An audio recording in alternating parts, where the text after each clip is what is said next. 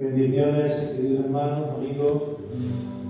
Bienvenidos a esta convocatoria del domingo, día de celebramos la resurrección de nuestro Señor, un día muy especial, muy importante en nuestra vida cristiana.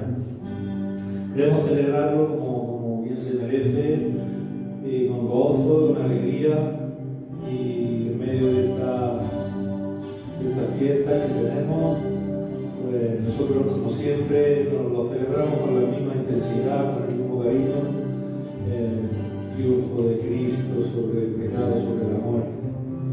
Y nosotros nos aferramos ahí, nos agarramos a esa promesa de la vida eterna y lo celebramos y reconocemos que nada somos, nada podemos sin su misericordia, sin su amor.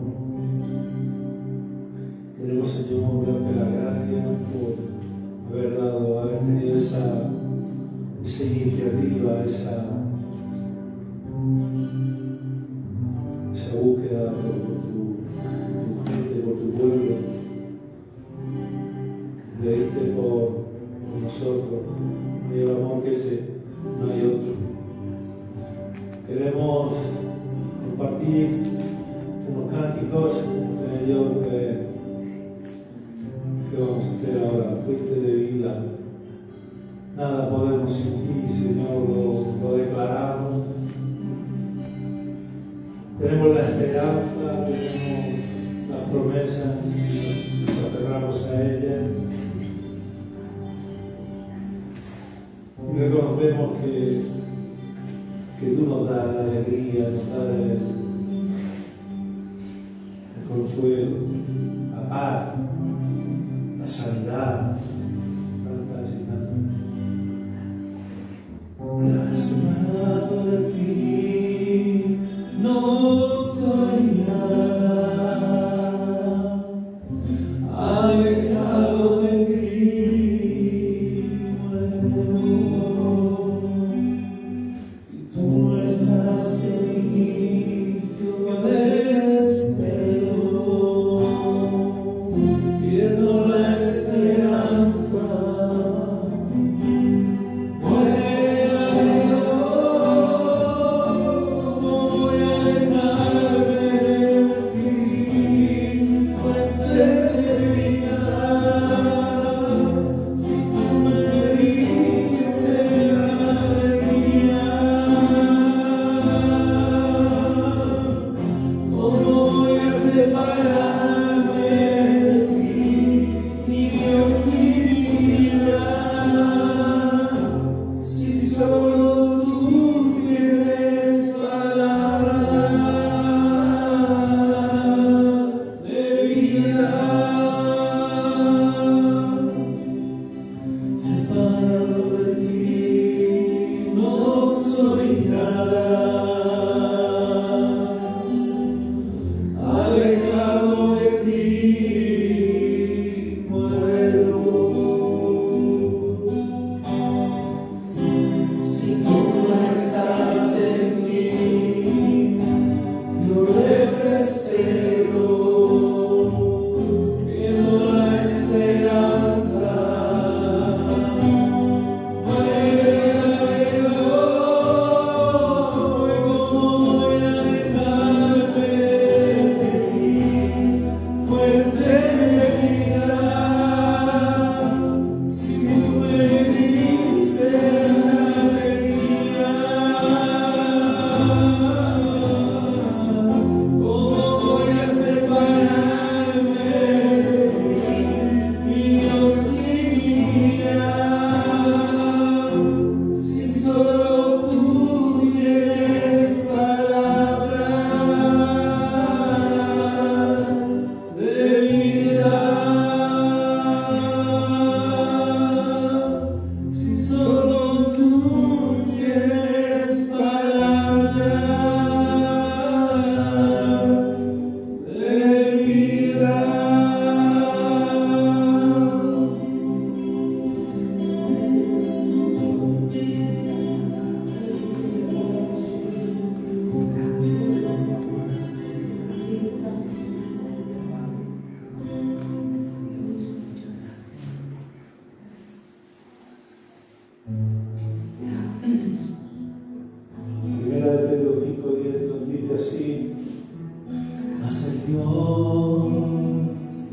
toda la gracia que nos llamó a su gloria eterna, nos perfecciones y afirme fortaleza y esa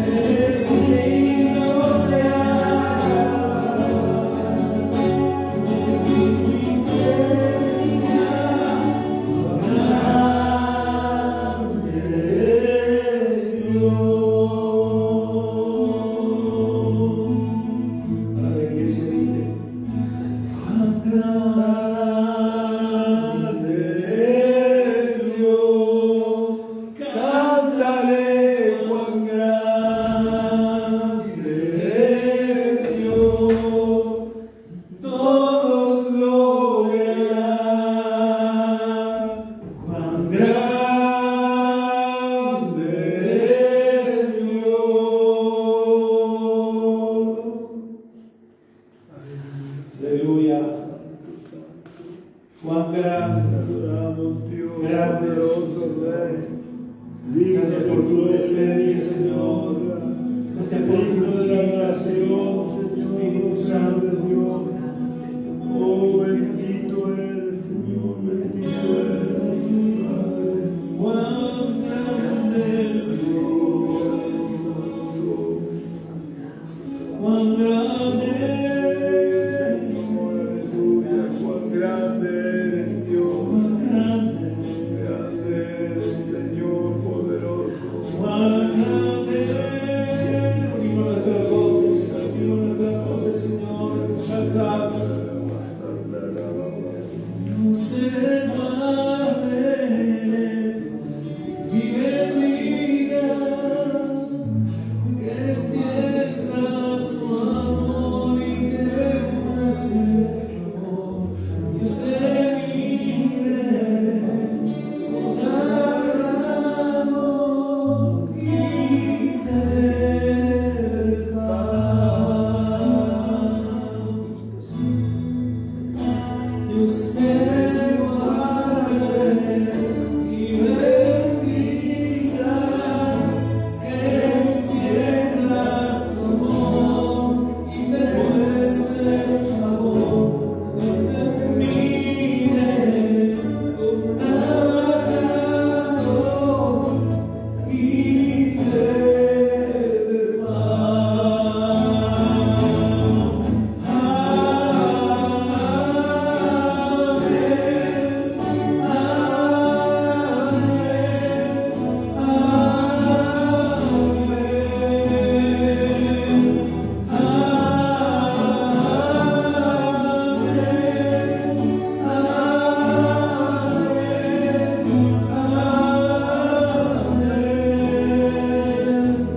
Que cubra con su gracia hasta libre de la familia, tus hijos y los hijos de sus hijos, tu presencia te acompañe donde quiera que tú vayas, que te lleve,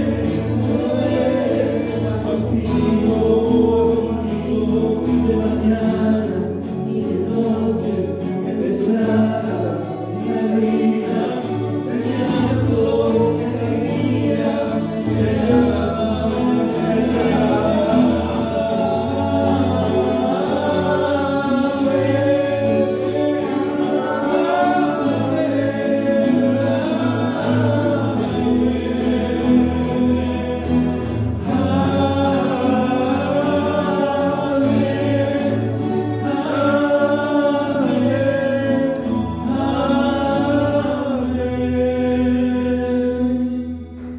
que te cubra con su gracia hasta irte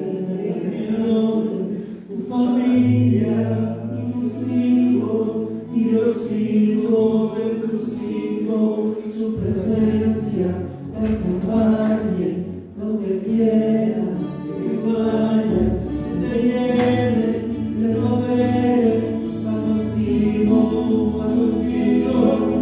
de mañana y de noche, en tu entrada y salida, tu llanto, tu alegría,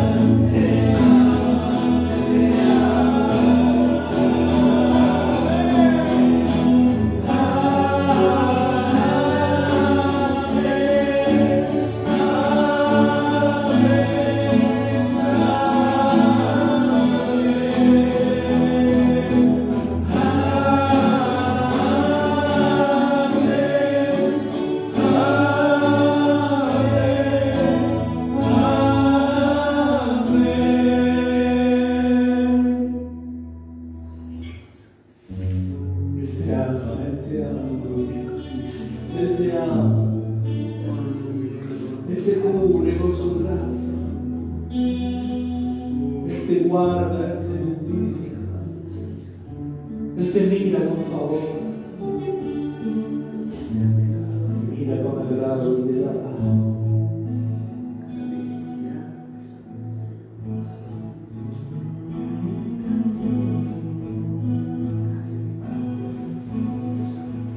El enemigo fue por nosotros nosotros por nuestras transgresiones. Él en silencio padeció por nuestras rebeliones, derramó su sangre por amor. Tenemos la promesa de la vida eterna por través de su resurrección.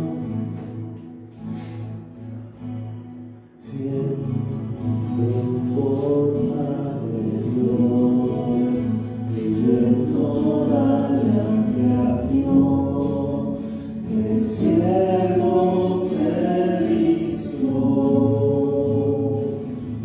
hasta los sumos dio la muerte en su visión, correcta muerte en una cruz, inmenso amor, dejó descender a servir al pecador, gracias sin igual, Cristo demostró, Dios tu vida mi favor.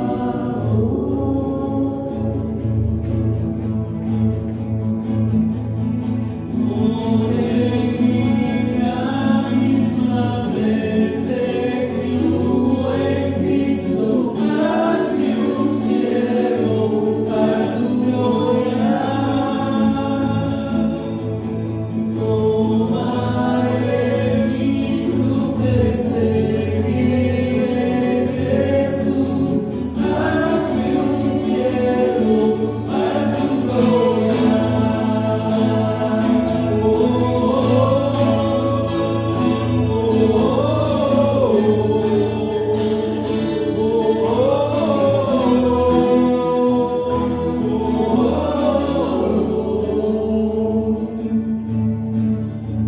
El soberano honra, coronado en majestad, lavado Israel, inocente de maldad, hasta con divinidad, tomado así mi lugar, herido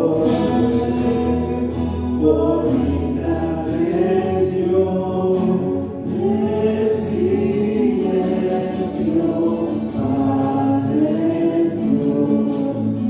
por mi rebelión, sangre derramó, por su fuerte libro.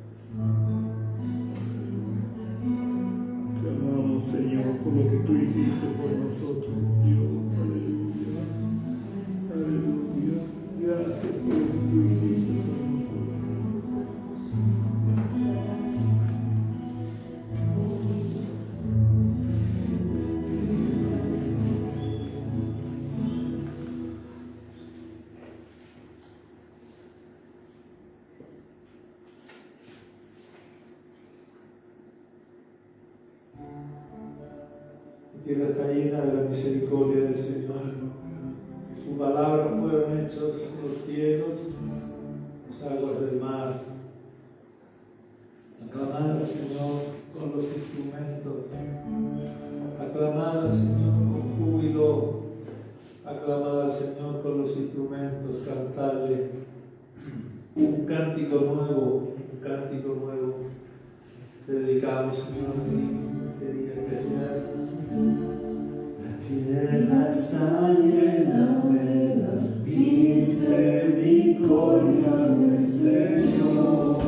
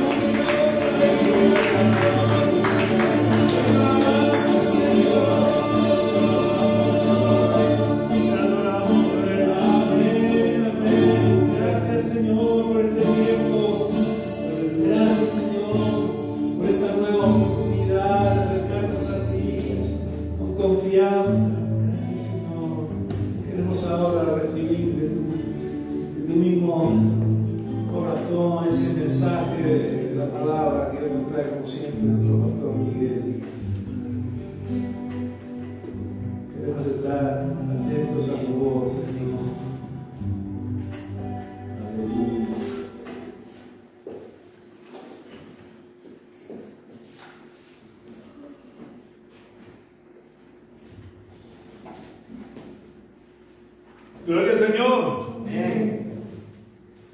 Anoche estuve volviendo a ver, bueno, ya sabes que yo soy de volver a ver por las noches, es un decir, porque voy dando la mesada, pero la película de La Pasión de Cristo, de Mel Gibson. Me gusta verla de vez en cuando porque me recuerda lo que Jesús tuvo que sufrir por amor de cada uno de nosotros. Así que os recomiendo que de vez en cuando veáis. Yo sé que para los que les impresiona un poco la sangre y todas estas cosas un poco duras, pero es que era la realidad.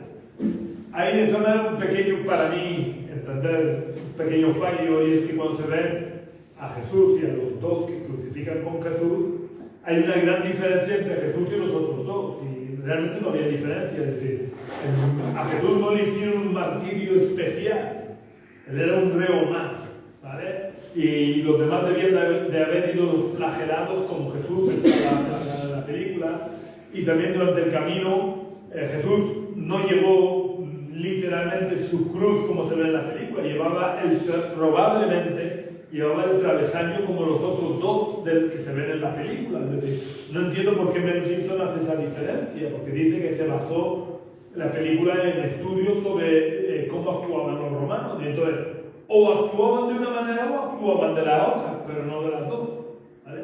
Y lo más probable es que llevaran solo el travesaño, porque un tronco de madera de esas dimensiones pues te puede pesar fácilmente entre 30 y 40 kilos. Es decir, no podían llevar una cruz entera porque no hubieran sido capaces de moverlas.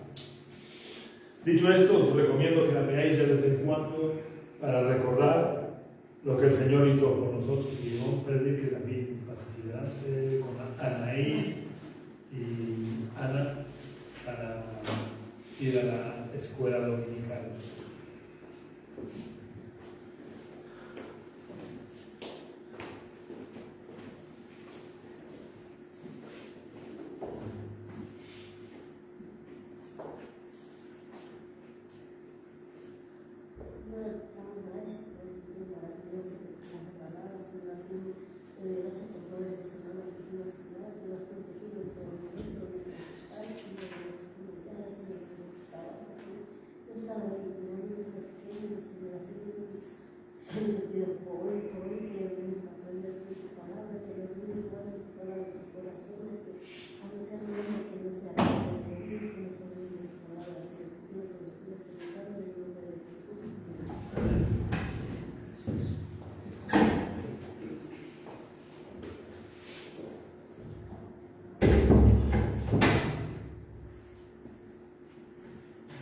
Hoy, como supongo que todos sabéis, se celebra o se recuerda el acontecimiento más importante de la historia. Porque el acontecimiento más importante de la historia no fue el nacimiento de Jesús. El acontecimiento más importante de la historia es que Jesús venció a la muerte. Es que Él resucitó. Y lo recordamos hoy, aunque realmente no ocurrió un domingo como hoy, ¿vale? Porque no estamos celebrando la resurrección de Jesús en la fecha exacta en la que ocurrió la resurrección de Jesús. Porque como ha sido frecuente a lo largo de la historia, donde los hombres intervienen, desvirtúan y desprestigian todo lo que tocan. Lo que se ha recordado, o se debería de haber recordado a lo largo de toda esta semana, fue la semana de pasión que tuvo que sufrir Jesucristo durante su última semana, antes de que fuera cruelmente torturado hasta la muerte, por culpa de nuestros pecados, como muchos siglos antes ya había anunciado el profeta Isaías, en Isaías capítulo 53, versículos 5 y 6. Esta es una de las cosas que me gustan también de la película de Mel Gibson, la película La Pasión de Cristo. Empieza citando el primer versículo. Vamos a leer el versículo 5 y 6, aunque la película solo cita el 5, pero es bueno recordar por qué Jesús pasó todo lo que pasó.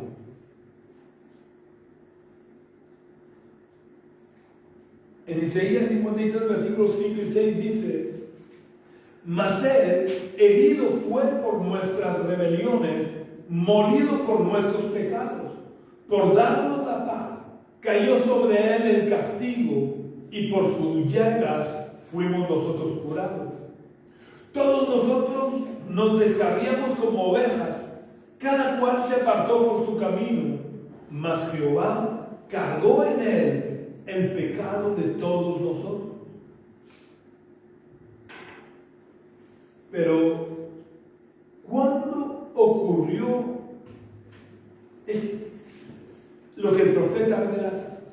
¿Cuándo se cumplió la profecía de Isaías dada 700 años antes de Cristo? A diferencia de la primera Navidad, en que no sabemos a ciencia cierta cuándo ocurrió, con la Semana de Pasión sí que hay datos ciertísimos que sitúan exactamente el momento histórico en el que tuvieron lugar los acontecimientos. En el nacimiento de Jesús hay una variabilidad de alrededor de 4 años porque Tiberio César dio 2 empadronamientos diferentes y Lucas dice que fue del primer empadronamiento. Por tanto, nosotros no tenemos situado el nacimiento de Cristo en el año correcto. Pero de la pasión de Cristo sí tenemos el dato inequívoco de que el gobernador romano que ejercía su autoridad de gobernador sobre Judea era Poncio Pilato. Pero ¿podemos saber en qué momento exacto del año aconteció el cumplimiento de la profecía de Isaías en el que Dios cargó en Jesús el pecado de todos nosotros? El momento de la Navidad no la sabemos. Sabemos que no fue en diciembre que lo celebramos, pero hay un margen de un mes entre más o menos, aunque supongo que esto según los estudiosos habrán diferentes versiones, pero por los datos climatológicos que describe Lucas, de que los pastores estaban velando las vigilias de la noche con sus ovejas, podemos situar que el nacimiento de Jesús estaría entre el 15 de agosto y el 15 de septiembre, más o menos. Sin embargo,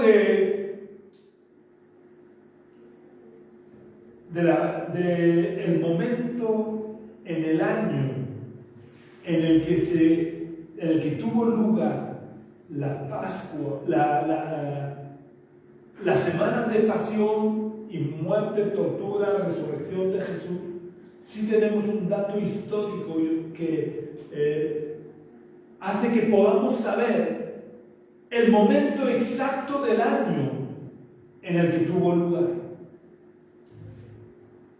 Y es que los evangelios nos dicen que esta semana de pasión fue justo durante la semana de la festividad de la Pascua judía, que se corresponde con la celebración profética de la liberación del pueblo de Israel de la esclavitud de Egipto, gracias al derramamiento de la sangre de un cordero sin defecto.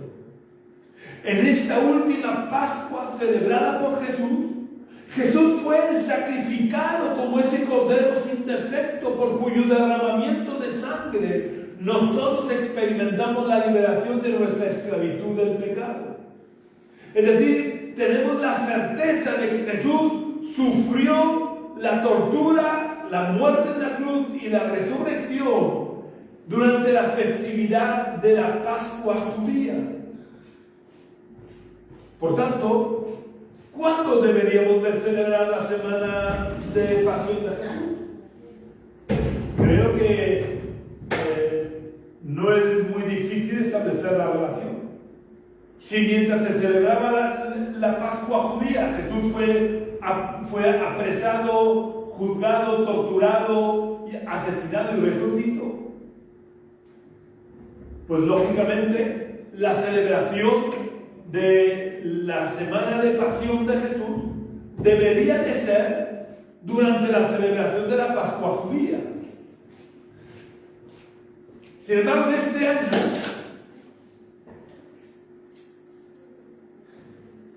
La Pascua judía se celebra del 22 al 30 de abril, es decir, a partir del martes que viene. Por lo que deberíamos de celebrar como domingo de resurrección no hoy, sino el domingo 27. Entonces, ¿por qué celebramos hoy, 20 de abril, la resurrección? ¿Por qué la celebramos una semana antes de lo que ocurrió? Pues por la misma razón que celebramos la Navidad en una fecha que sabemos que no ocurrió realmente. Y el celebrar festividades en fechas que no se corresponden es debido a la paganización que sufrió la iglesia cristiana a raíz del edicto de Tesalónica, promulgado por el emperador Teodosio, a través del cual obligaba, y esto quiero enfatizarlo, obligaba a todo habitante del imperio, no es que daba libertad, porque ya uno de sus antecesores, Constantino, ya dio libertad con el edicto de Milán. Teodosio, con el edicto de Tesalónica, obligó a todo habitante del imperio a convertirse al cristianismo, bajo pena de persecución y tortura a quien no se convertía. Evidentemente, cuando se obliga a alguien a convertirse bajo la amenaza de que si no lo hace será perseguido, encarcelado y torturado hasta la muerte, no hay conversiones reales, sino que la población del imperio simuló convertirse para evitar la persecución, pero en la mayoría de los casos no eran conversiones genuinas, sino simuladas con el único fin de evitar la persecución. De esta manera la iglesia se llenó de personas que no eran realmente cristianas de corazón y que muchas de ellas seguían practicando ritos paganos en secreto en sus casas. Algunas de estas personas fueron ascendiendo en el liderazgo de la iglesia, dado que quien deseaba poder, el camino más corto, el camino más rápido para llegar a poder ejercer poder y autoridad sobre la población, era a través del liderazgo de la iglesia, porque la iglesia se quedó ligada al poder político. Estos paganos que llegaron al liderazgo de la iglesia fueron paganizando la iglesia, introduciendo en ella dogmas contrarios a la genuina fe de los primeros cristianos y prácticas y festividades que no se correspondían con la vida cristiana de los primeros siglos. De esa forma la iglesia degeneró hasta la iglesia de la Edad Media, que no era ni siquiera una mala caricatura de la iglesia cristiana. Era una iglesia totalmente apóstata, una iglesia totalmente alejada de los principios establecidos por Dios en su palabra. Por eso se introdujeron la adoración a las imágenes, se introdujeron las procesiones, todo este tipo de prácticas que son totalmente contrarias a lo que Dios establece en su palabra. En este tiempo oscuro y convulso de la iglesia se empezó a difundir la enseñanza de que los judíos eran los responsables de la muerte de Jesús, olvidándose de lo dicho por el profeta Isaías, de que Dios cargó en él el pecado de todos nosotros. Es decir, si hubo algún responsable de la muerte de Jesús, no fueron solo los judíos, fuimos todos nosotros, porque Jesús murió por culpa de nuestra rebelión y por culpa de nuestros pecados. Pero como se extendió rápidamente esa enseñanza, la iglesia comenzó a asumir el antisemitismo, por lo que quiso diferenciarse y distanciarse lo más posible de los judíos, por lo que el liderazgo pagano de la iglesia dijo: para que no nos confundan ni confundan nuestras celebraciones con las celebraciones judías. Si los judíos celebran la Pascua en esta semana concreta, nosotros la celebraremos la semana anterior. Nosotros celebraremos la pasión de Jesús la semana anterior, quitándole el sentido de la semana de pasión. Porque la semana de pasión está íntimamente ligada a la semana de la Pascua, dado que la Pascua era un anuncio profético de la semana de pasión. Porque el Cordero fue sacrificado para la liberación del pueblo de Israel de la esclavitud de Egipto. El Cordero fue sacrificado, es decir, el juicio cayó sobre el Cordero para que el juicio de Dios no cayera sobre los primogénitos judíos. Pues los líderes paganos de la iglesia quisieron separar la semana de pasión de la semana de Pascua, cuando habían ocurrido al mismo tiempo. Y por eso ya digo, dijeron, si los judíos celebran la Pascua, no sé muy bien cuándo es que tiene que ver con el calendario lunar, creo que es después de no sé cuántas semanas creo que es la luna nueva o la luna llena del paso de invierno a primavera. Digo, no estoy muy seguro de cómo va el tema, pero sí estoy seguro, y esto es un hecho demostrado, es que la pasión tuvo lugar durante la Pascua judía.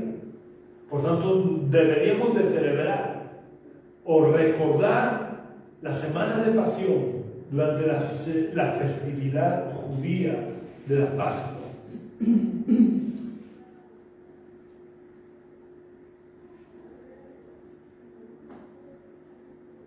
Y por tanto, si celebramos la pasión en su fecha correspondiente, ya digo que deberíamos de celebrar la resurrección de Jesús el domingo que viene. Pero bueno, lo importante es que recordemos al mundo que Jesús resucitó. Que a pesar de que sufrió un juicio injusto, a pesar de que fue injustamente acusado, a pesar de que fue injustamente torturado hasta la muerte, Jesús resucitó. Y debemos de recordarle al mundo que nuestra fe en la resurrección de Jesús no es una fe abstracta o sin ninguna base. La resurrección de Jesús, en primer lugar, tenemos que tener claro que es la base o el fundamento de nuestra salvación. Esto lo explica el apóstol Pablo en su carta a los Romanos, capítulo 10 y versículo 9.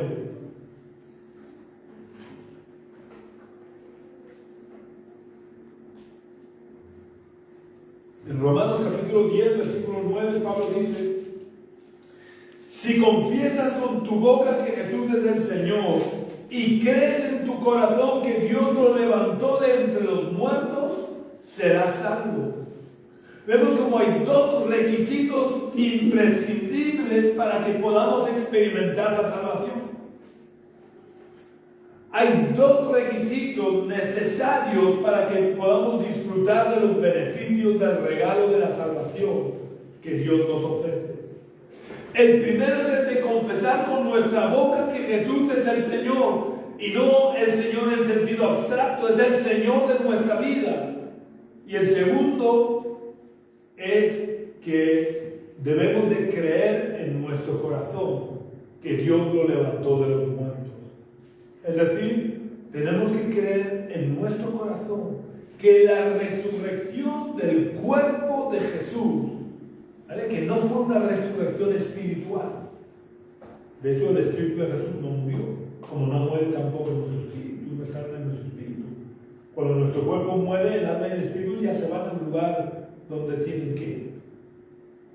Unos a la espera del juicio final y otros a disfrutar ya de la presencia de Jesús. Tenemos necesariamente que creer en la resurrección literal y real del cuerpo de Jesús. Pero ¿Es esta una fe ciega, exenta de racionalidad, de decir, lo creo porque lo tengo que creer y ya está? No. La fe en la resurrección de Jesús es una fe que la podemos basar perfectamente en las pruebas que todavía hoy disponemos de la veracidad y la realidad de la resurrección de Jesús. Y voy a detallar algunas de estas pruebas, porque como acabo de decir hace un momento, la resurrección de Jesús es la base o el fundamento de nuestra fe. De hecho, vamos a ver también lo que dice Pablo a los cristianos de la ciudad de Corinto en su primera carta, capítulo 15, versículo 14, donde el apóstol Pablo les dice a los cristianos de Corinto en 1 Corintios 15, 14, y si Cristo no resucitó, vana es entonces nuestra predicación y vana es también nuestra fe. Si Cristo no resucitó, vana es nuestra fe. O dicho de otra manera, nuestra fe queda vacía de contenido si en verdad Cristo no hubiera resucitado.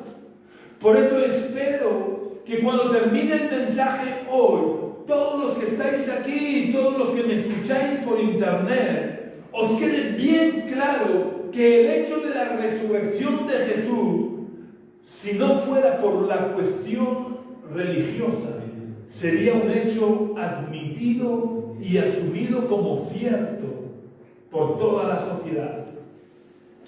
Vamos a ver algunas de estas pruebas que deben darnos seguridad de la resurrección de Jesús. La primera gran prueba en la que descansa la seguridad de la resurrección de Jesús fue la gran cantidad de testigos que lo vieron vivo después de haber muerto en la cruz. La resurrección de Jesús no fue un hecho oculto que pasó desapercibido. Jesús adrede se mostró vivo a gran cantidad de personas para que no hubiera dudas de la veracidad de su resurrección. La ley de Moisés exigía que para dar crédito o para dar veracidad al testimonio de una persona debía de estar confirmado como mínimo por 2 testigos.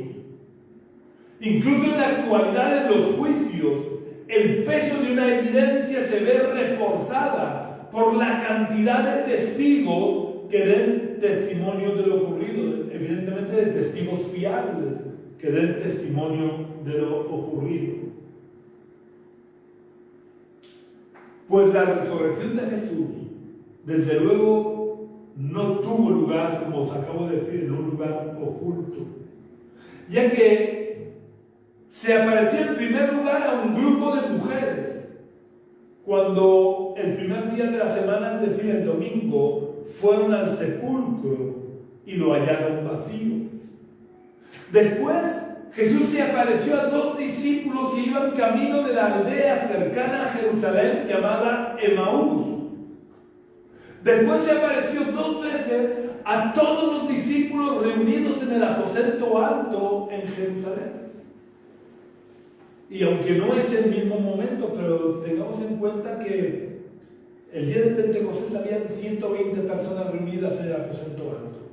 Probablemente aquí podemos pensar, suponer que habrían las mismas personas, porque los que estaban viviendo la muerte de Jesús, los que estaban atemorizados por lo que podría pasarles a ellos habiendo visto lo que habían hecho al cabecilla, eran los mismos que luego fueron y vieron la ascensión de Jesús, y fueron los mismos a los que Jesús les dijo que esperaran en Jerusalén y que por tanto estaban reunidos el día de Pentecostés.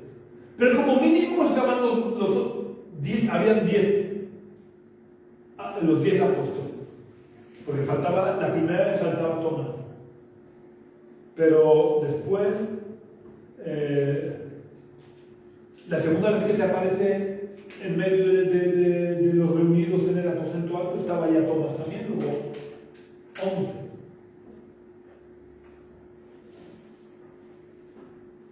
También se apareció a los apóstoles una vez que volvieron a Galilea, cuando estaban ya desanimados y estaban pescando.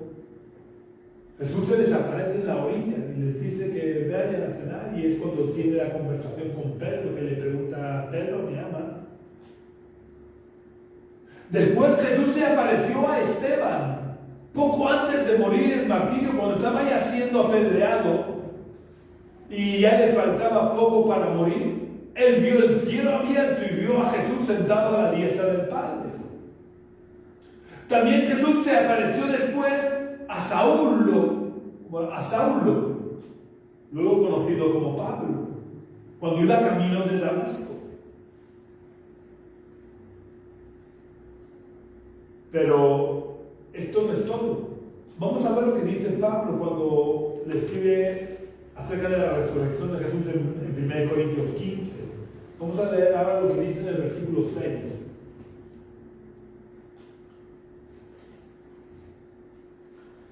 Pablo dice: después apareció a más de 500 hermanos a la vez, de los cuales muchos viven aún y otros ya han muerto. Si por la ley de Moisés quedaba establecida la veracidad del testimonio de una persona al presentar dos testigos que confirmaran su testimonio, ¿cuánto más queda establecida la veracidad de la resurrección de Jesús? Habiendo más de 500 testigos de la resurrección, algunos de los cuales, como afirma Pablo en la carta, estaban todavía vivos, por lo que, si no hubiera sido verdad, hubieran desmentido lo dicho por Pablo. La segunda gran prueba de la resurrección de Jesús, o de que la resurrección de Jesús no fue una invención de los discípulos de Jesús, está en la personalidad de los primeros testigos. Porque ¿quiénes fueron los primeros testigos de la resurrección de Jesús? Hace un momento lo dijo. Los primeros testigos fueron un grupo de mujeres. Vamos a leerlo en Lucas capítulo 23, versículo 55, hasta Lucas 24, 1. Desde Lucas 23, 55 a Lucas 24, 1. Donde dice: las mujeres que lo habían acompañado desde Galilea lo siguieron y vieron el sepulcro y cómo fue puesto su cuerpo. Al regresar, prepararon especias aromáticas y ungüentos y descansaron el sábado conforme al mandamiento. El primer día de la semana, muy de mañana, fueron al sepulcro llevando las especias aromáticas que habían preparado, y algunas otras mujeres con ella. Vemos que las primeras testigos de la resurrección fueron un grupo de mujeres. ¿Y por qué digo que esto ya de por sí es una prueba de la resurrección? Pues sencillamente porque en aquella época el testimonio de las mujeres no era tenido en consideración. Alguien no podía aportar como testigo de un hecho a las mujeres, porque el testimonio de la mujer no era considerado como válido. Por lo que, si el relato de la resurrección de Jesús hubiera sido una invención de los apóstoles, no hubieran dicho, jamás se les hubiera ocurrido poner como primeras testigos de la resurrección a un grupo de mujeres, cuyo testimonio no era tomado en consideración. Y mucho menos hubieran especificado que una de ellas era María Magdalena, como sí lo especifica Mateo, Marcos y Juan. En Lucas no, pero Mateo, Marcos y Juan especifican que una de ellas era María Magdalena. ¿Y por qué digo que no hubieran puesto a María Magdalena como primera testigo junto al grupo de mujeres? Porque María Magdalena, antes de convertirse, era una prostituta. ¿Quién iba a creerse en la palabra de una prostituta? Si ya el testimonio de las mujeres no era creíble cuánto menos el testimonio de una prostituta. Así que, ¿quién en su sano juicio traería en un juicio como testigos a personas cuyo testimonio no es tomado en consideración? Habiendo podido ponerse ellos como primeros testigos. Es decir, si ellos se hubieran inventado la resurrección, hubieran dicho que Pedro, que Andrés, que Juan, que Santiago, que cualquiera de los apóstoles de Jesús eran los primeros testigos. Jamás se les hubiera ocurrido poner a las mujeres como testigos de la resurrección de Jesús. La tercera gran prueba de la resurrección de Jesús es el cambio de opinión de personas que en un principio no se creyeron la resurrección de Jesús. Porque podríamos pensar, bueno, los demás o el grupo de mujeres estaban ciegos por esa fe irracional que a veces la gente tiene, que es capaz incluso de suicidarse, como se ha visto a veces. Los que tenéis cierta edad, recordaréis en Estados Unidos como un líder de una secta convenció a todos los miembros de la secta para que se tomaran veneno y se mataran todos. Podríamos pensar, este grupo de personas promulgaron la resurrección de Jesús porque fueron convencidas gracias a esta fe ciega que tenían. Pero es que resulta que hubo algunos de ellos que se negaron a creer en la resurrección de Jesús. Aun cuando los demás compañeros le estaban diciendo que hemos visto a Jesús resucitado, que ha estado aquí en medio de nosotros. Como fue el caso de Tomás. O incluso de los hermanos de Jesús. Los hermanos de Jesús, ninguno fue discípulo de Jesús. Al contrario, alguna que otra vez fueron con María, lo llamaron pensando que estaba un poco loco. Luego la conversión tanto de Tomás como de los hermanos de Jesús es una prueba real de la resurrección de Jesús. Tomás era tan incrédulo, era tan estrecho de mente, que fue capaz de decir: si yo no meto mi dedo en sus llagas y mi mano en su costado, es decir, en la herida de la lanza, no creeré que era resucitado. Así que la siguiente vez que Jesús se aparece al grupo de discípulos, van directamente a Tomás y le dice: Tomás, mete tu dedo en mis llagas y tu mano en mi costado, y no seas incrédulo sino creyente. A partir de ese momento, Tomás predicó la resurrección de Jesús. Y no solo es que creyó en la resurrección de Jesús, es que se dejó matar por no negar la resurrección de Jesús. Tenemos también el caso del apóstol Pablo, este Saulo que perseguía a los cristianos, que no creían para nada que Jesús fuera el Mesías. Sin embargo, Jesús se le apareció en el camino de Damasco. Y a partir de ese momento, Pablo pasó de ser perseguidor a ser perseguido y llegar a dar su vida. La cuarta gran prueba de la resurrección de Jesús es la transformación que experimentaron los discípulos. Los discípulos de Jesús pasaron de ser unos perfectos cobardes que abandonaron a Jesús en Getsemaní huyendo como ratas cuando prendieron a Jesús. Fueron transformados hasta dejarse matar de una manera atroz por no negar la resurrección. Esto solo se explica si tuvieron realmente un encuentro con el Cristo resucitado que les llevó a tener una fe inquebrantable en Jesús y en la futura resurrección de los muertos. Es verdad que muchas personas se dejan matar o se inmolan por una mentira porque creen que esa mentira es verdad. Pero si los discípulos se hubieran inventado el relato de la resurrección de Jesús, no se hubieran dejado torturar hasta la muerte por afirmar que Jesús había resucitado. Porque ellos hubieran sido la fuente de la mentira. Por lo que estarían seguros, sabrían a ciencia cierta que la resurrección era una mentira. Y no es posible dejarse matar por algo que se sabe a ciencia cierta que es mentira.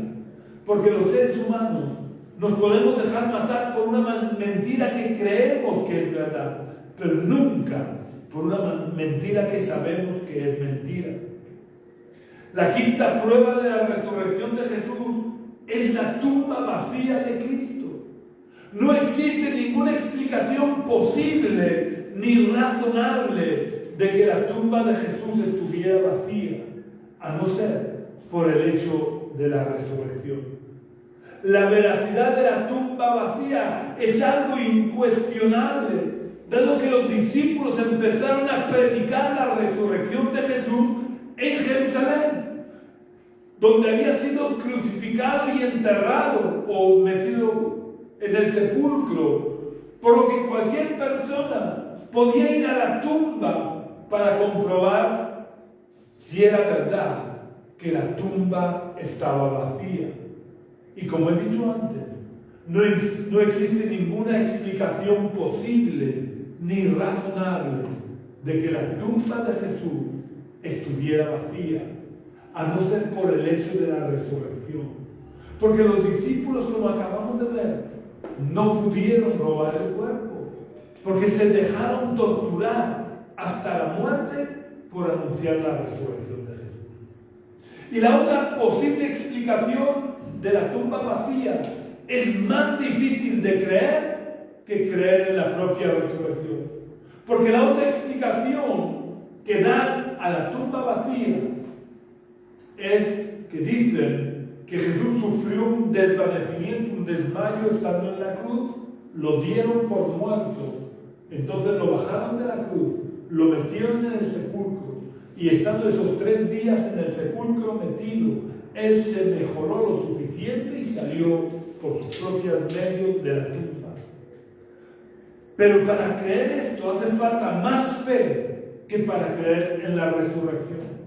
Porque después de haber sido brutalmente azotado, como os digo que fue real, la reproducción que hizo Mel Gibson en la película La Pasión del Cristo. Algunos la tachan de muy brutal y de que a Mel Gibson le gusta mucho la sangre. Pero no, es una realidad. Los romanos flagelaban de esa manera. Así que, si habéis visto la película, imaginaros su cuerpo que parecía una llaga en sí mismo. Imaginaros ese cuerpo azotado brutalmente. Después fue atravesado por clavos oxidados, porque no creáis que cogían los clavitos recién fabricados para los reos ambulantes. De un muerto lo quitaban y se lo ponían a otro. Así que imaginaos su cuerpo herido, su cuerpo atravesado por clavos oxidados, siendo crucificado, y estando crucificado, siendo atravesado por una lanza. Imaginemos que ha sufrido un desvanecimiento, que lo bajan de la cruz y lo meten en una cueva húmeda y no le dan medicamentos, no le dan alimentos, no le dan de beber. Si es que hubiera estado vivo, se hubiera muerto. Pero evidentemente no estaba muerto. Los romanos sabían perfectamente diferenciar cuando un reo estaba muerto y cuando no. Así que hace falta mucho más fe, porque además luego tuvo que tener, no era solo que pudiera estar vivo, sino que además tenía que haber tenido las fuerzas suficientes para mover una piedra que normalmente era movida entre varios hombres. Así que os digo, hace falta mucho más fe para creer en la recuperación espontánea del cuerpo de Jesús que para creer en la resurrección de Jesús. La sexta prueba de la resurrección de Jesús es que la resurrección es la única explicación razonable para el comienzo del cristianismo. La iglesia cristiana nació en la misma ciudad donde su cabecilla, por así decir, Jesús, fue públicamente ejecutado y sepultado. La creencia en un Jesús resucitado tuvo que haber sido auténtica para haberse enraizado en Jerusalén, donde había ocurrido la muerte de Jesús, y extenderse rápidamente como la pólvora por todo el imperio romano. Hay otras pruebas de la resurrección de Jesús, como la transformación experimentada por Pablo, que ya la he citado, pero he dado suficientes pruebas para que podamos tener claro que nuestra fe en la resurrección de Jesús no es una fe abstracta o basada en un mito o en una leyenda. Nuestra fe es una fe racional, basada en un hecho histórico demostrado e indubitable. Por eso quien no quiere creer es totalmente responsable delante de Dios, porque Dios ha dejado suficientes pruebas de la veracidad de la resurrección de Jesús para que no tengamos excusa. Ahora vamos a ver algunos motivos por los que es importante la resurrección de Jesús para nosotros los cristianos. El primer motivo por el que es importante es porque la resurrección de Jesús manifiesta el inmenso poder de Dios, dado que fue Dios quien lo levantó de los muertos. Es decir, Dios está por encima de la muerte y la vida, y aún la muerte tiene que obedecer a Dios. El segundo motivo por el que es importante la resurrección de Jesús es porque, como vimos al principio, nuestra salvación está vinculada al hecho de que creamos en que Dios levantó de los muertos a Jesús, como vimos que explica Pablo en Romanos 10, versículos 8 y 9, cuando dijo: ¿pero qué dice? Cerca de ti está la palabra, en tu boca y en tu corazón. Esta es la palabra de fe que predicamos. Si confiesas con tu boca que Jesús es el Señor y crees en tu corazón que Dios lo levantó de entre los muertos, serás salvo. Vemos como el segundo requisito para ser salvo es creer en el corazón que Dios lo levantó de entre los muertos. Por lo tanto, es fundamental basar nuestra fe en la resurrección de Jesús. Tenemos que creer con todo nuestro corazón que Dios lo levantó de entre los muertos, porque si no somos capaces de creer esto, estamos dudando del poder de Dios y estamos dudando de la veracidad de la palabra de Dios. El tercer motivo por el que es importante la resurrección de Jesús es porque si Jesucristo no hubiera resucitado, nuestra fe sería vana y absurda, como hemos dicho antes, y que Pablo explica en 1 Corintios 15, los versículos 14 y el 17.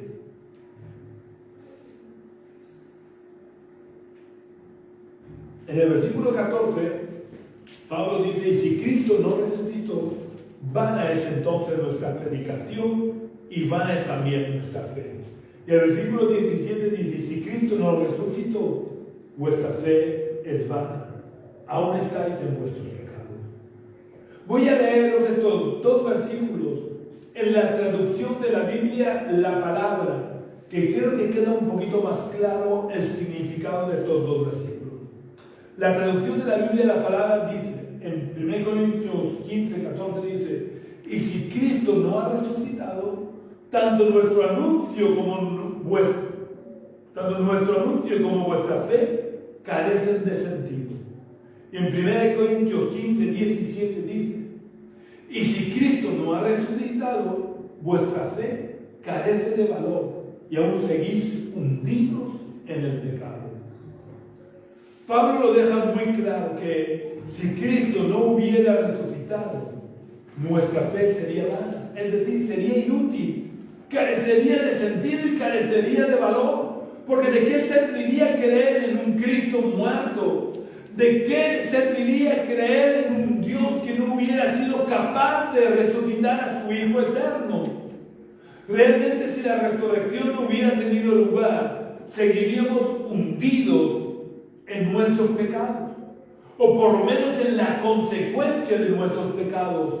Porque si Cristo no resucitó, ¿cómo creer que un día resucitaremos nosotros? Y eso nos lleva al cuarto motivo por el que es importante creer en la resurrección de Jesús. El cuarto motivo por el que es importante la resurrección de Jesús es porque nos da la certeza de la resurrección. En 1 Corintios 15:20, Pablo dice: pero ahora Cristo ha resucitado de los muertos, primicia de los que murieron es hecho. ¿Qué significa primicias? ¿O de dónde vienen estas palabras de Pablo acerca de las primicias? La palabra primicia significa el primero de muchos. Y en la fiesta judía de las primicias, el pueblo de Israel traía al templo los primeros frutos de la cosecha, y esta fiesta de las primicias era un anuncio profético de la resurrección de Jesús, porque Jesús es hecho las primicias de los muertos en Cristo. Las primicias tenían que ser los primeros frutos de la cosecha, y Jesús es el primero o el primer fruto de la cosecha de almas que resucitaremos por haber puesto nuestra fe y nuestra esperanza en la resurrección de Jesús. El quinto y último motivo que vamos a ver por el que es importante la resurrección de Jesús es porque demuestra que Dios aceptó el sacrificio de Jesús a nuestro favor. Si Dios no hubiera aceptado el sacrificio de Cristo en nuestro lugar, no lo hubiera resucitado de los muertos. Por lo que el hecho de que Jesús resucitara nos da la paz y la tranquilidad de saber que nuestros pecados han sido perdonados, porque Dios aceptó el sacrificio de Cristo por nuestros pecados. Hoy hemos visto la irrefutable realidad de la resurrección de Jesús y la importancia que tiene para nuestra salvación que creamos en ella. Por lo que quiero preguntarte, ¿quieres seguir negando lo innegable, o vas a rendirte a la evidencia de que Cristo resucitó de entre los muertos? ¿Quieres seguir viviendo de espaldas a la realidad de la resurrección de Jesús, o vas a dar un giro a tu vida y vas a abrazar la realidad de la resurrección de Jesús? Es solo cuestión de tu decisión. Hay pruebas suficientes de su veracidad. La resurrección de Jesús es un hecho innegable. Así que si quieres rendir tu corazón a la evidencia de que Jesús murió por tus pecados y resucitó para darte una nueva vida, lo primero que tienes que hacer es entregarle a Jesús tu corazón. Es entregarle al Cristo resucitado tu corazón, no al Cristo de las imágenes, no al Cristo de las procesiones, al Cristo resucitado, al que se apareció vivo a sus discípulos, al que se apareció vivo a Esteban, al que se apareció vivo a Pablo. Y para eso te invito a que repitas la oración que voy a hacer. Cerremos por unos momentos nuestros ojos. Vamos a orar. Señor y Padre Celestial, quiero darte muchas gracias por permitir que Jesús muriera en la cruz por nuestros pecados. Gracias por aceptar su sacrificio en lugar de mis pecados. Gracias por cargar sobre Él mis rebeliones. Yo te pido ahora que tú me perdones. Te pido que tú me limpies de todo pecado. Oh Dios, yo quiero apropiarme del sacrificio que Cristo hizo en la cruz por mí. Quiero recibir el regalo de la salvación, y para eso abro la puerta de mi corazón de par en par a Jesús y le invito a que entre en mi corazón para ser el Señor de mi vida. Desde hoy y para siempre quiero hacer tu voluntad. Quiero dejarte que tú reines en mi mente, en mi corazón y en todo mi ser. En el nombre de Jesús. Amén. Si has hecho la oración, no dejes de buscar una iglesia donde se predique la verdad del Evangelio y no tradiciones humanas. Donde se ore al Cristo resucitado y no a las imágenes muertas que tienen ojos y no ven, manos y no pueden tocar, boca y no pueden hablar. Y cuando encuentres esa iglesia donde se predica al Cristo resucitado, únete a ello, porque todos necesitamos ser miembros del cuerpo que es la iglesia. Ninguno podemos vivir en solitario la fe. Pero si no has hecho hoy la oración, no dejes de aceptar a Jesús en tu corazón y de arrepentirte de tus pecados. Hazlo lo antes posible, porque nadie sabemos qué va a ocurrir dentro de un segundo. Tal vez mañana sea demasiado tarde para ti. A lo mejor hoy esta es la última oportunidad que Dios te está dando para que aceptes a Jesús en tu corazón. También quiero pedirte que puedas compartir este culto en todas tus redes sociales. No te limites a escucharlo tú y ya está. Haz que este mensaje se multiplique y lo puedan escuchar más personas, compartiendo este culto en tus redes sociales. Solo te coge unos segundos el darle a compartir y para que lo compartas en tus redes sociales. Ya sabéis también que si queréis contactar con nosotros, podéis venir a visitarnos y compartir el culto de forma presencial con todos nosotros. Podéis venir a la calle Río Júcar, número 19 bajo, del barrio de los Dolores de Cartagena, que es el lugar donde tenemos nuestras reuniones presenciales, los domingos a las 11 de la mañana. Si queréis visitarnos, seréis muy bienvenidos. Os esperamos a todos vosotros el domingo próximo, si Dios quiere. Si no puedes venir de forma presencial, por lo menos no te pierdas el culto de forma digital, por internet. También puedes contactar conmigo a través del teléfono que figura en esta página de Facebook de la Iglesia Génesis, o puedes visitar nuestra web, que es iglesiagenesis.jimdofree.com. Iglesia Génesis escribe tal cual suena, Jimdofree, deletreado JIMDOFREE.com. Un abrazo muy fuerte, que Dios te bendiga grandemente. Hasta la semana que viene, si Dios quiere.